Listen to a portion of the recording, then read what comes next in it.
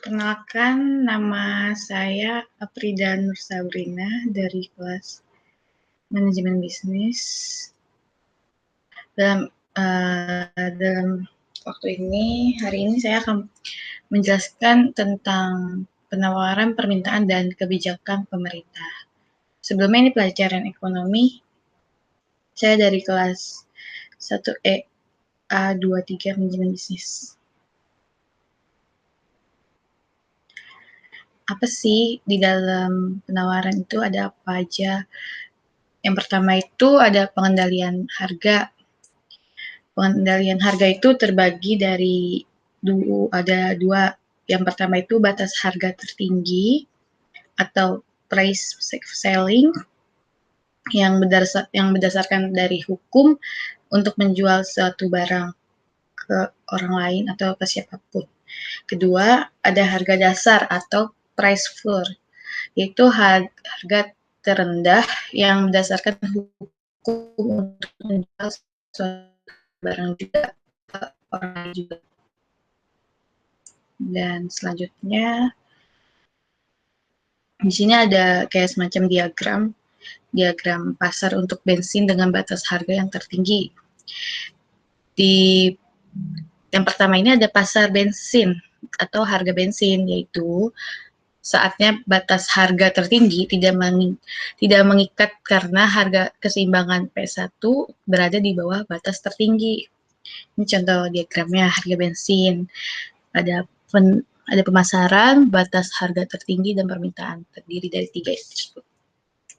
Dan yang kedua itu ada diagram harga bensin juga, tapi pasar setelah terjadi kenaikan harga minyak mentah menggeser kurva penawaran listrik. Harga akan naik pada batas harga tertinggi.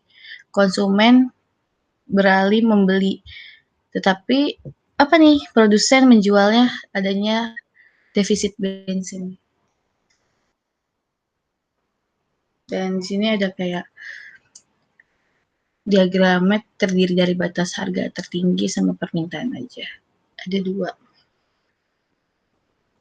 Dan selanjutnya, bagaimana sih harga dasar mempengaruhi hasil pasar?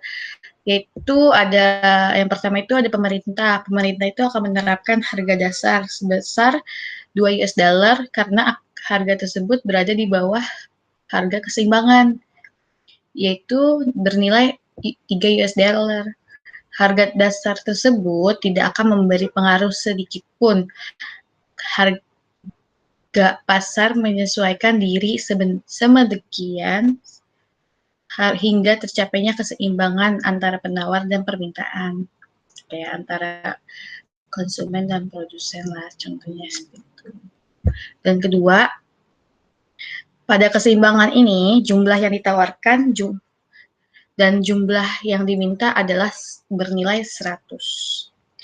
Dan yang terakhir, pemerintah akan menetapkan pada harga yang bernilai 4 US dollar di atas harga keseimbangan 3 US dollar, sehingga harga pasar pun menjadi 4 US dollar karena 120 corong ditawarkan pada harga dan hanya 80 yang diminta, maka terdapat surplus sebanyak 40 corong. Jadi kayak menurun gitu. Dan ini kayak ada diagram market with price floor, kayak semacam harga asli kayaknya. Ada terdiri dari price floor, demand, dan supply. Ada 3.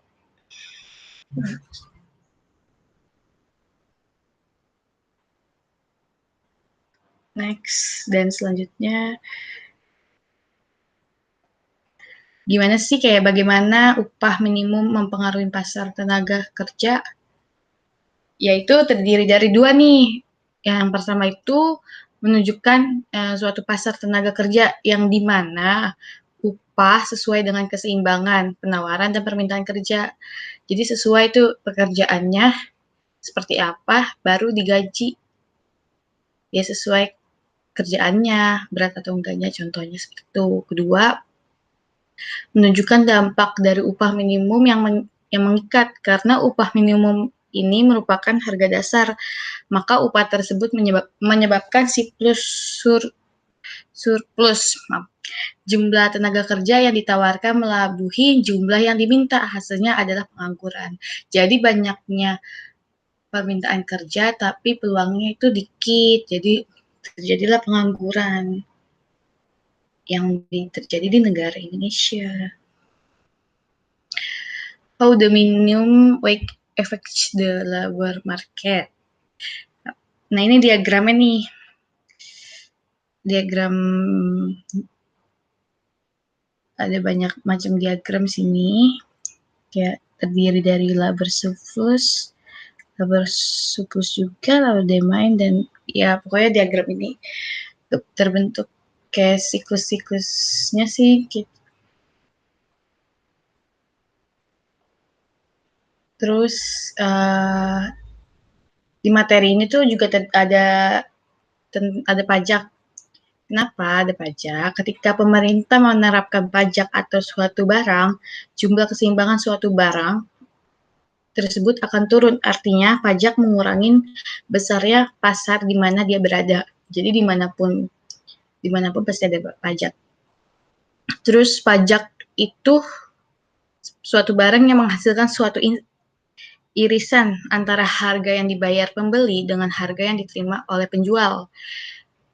Contoh ketika pasar bergerak pada keseimbangan baru, pembeli membayar lebih mahal untuk mendapatkan barang penjual dan menerima lebih sedikit dari penjual tersebut. Dalam hal ini, maka pembeli maupun penjual sama-sama menanggung beban pajak. Jadi balance lah antara pembeli dan sama penjual, sama-sama mempunyai pajak yang mereka lakukan transaksinya.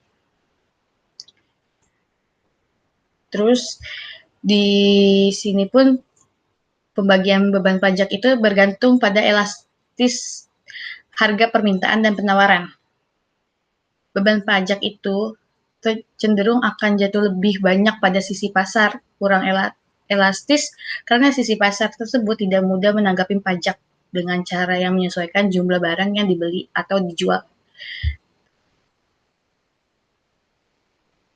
Pajak pada pembeli.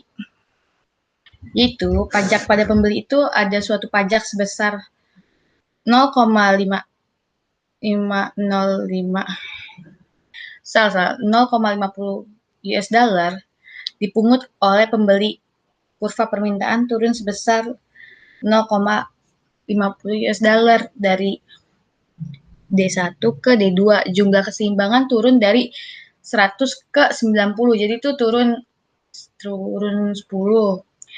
Terus harga yang diterima penjual itu turun dari 3 US dollar jadi 2,8 US dollar. Jadi terjadinya itu ada penurunan dan antara nilai harga si A sama si harga B pastinya.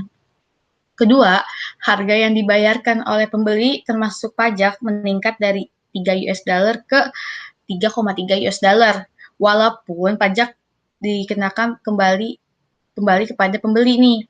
Baiknya pembeli maupun penjual terbagi beban pajak tersebut. Jadi antara pembeli sama penjual itu pasti mempunyai pajak masing-masing tersendiri dan pasti adanya kayak semacam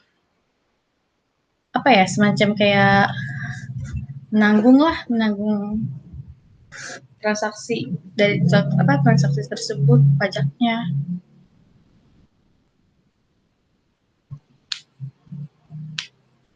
Ini diagram tax and buyers.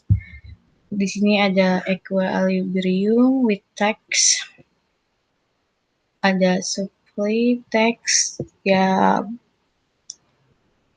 pokoknya di sini tentang tax.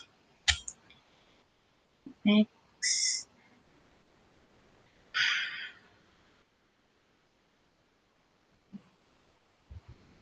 pajak pada penjual. Ketika suatu pajak sebesar 0,5 US dollar dipungut dari penjual, kurva penawaran bergeser naik sebesar 0,50 dari S1 ke S2. Kedua, jumlah keseimbangan turun dari 100 ke 90. Adanya penurunan tuh pastinya. Harga yang dibayar pembeli naik dari 3 US dollar ke 3,3 US dollar. Dan ketiga, harga yang diterima oleh penjual setelah dipotong pajak turun dari 3 US dollar jadi 2,8 US dollar. Walaupun nih pajak dikenakan kepada penjual, pastinya para pembeli dan penjual sama-sama menanggung pajak tersebut pastinya. Tax on sellers diagramnya ada tax equilibrium, demand, dan equilibrium with the tax. Ini tabel semacam diagram how do burden of tax is dividend. Bagaimana sih beban pajak dibagi? Pajak tuh dibagi antara elastis, supply, inflatis, sama demand. Terus kurva penawaran elastis dan kurva permintaan inelastis.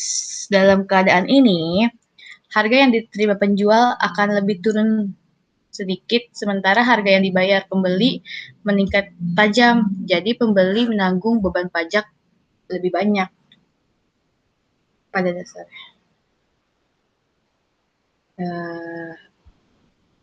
Dari sekian hal pelajaran ekonomi ini, presentasi ini, mohon maaf jika ada yang salah atau kurang. Sekian, saya Frida Nur Sabrina. Terima kasih dan sampai jumpa. Assalamualaikum warahmatullahi wabarakatuh.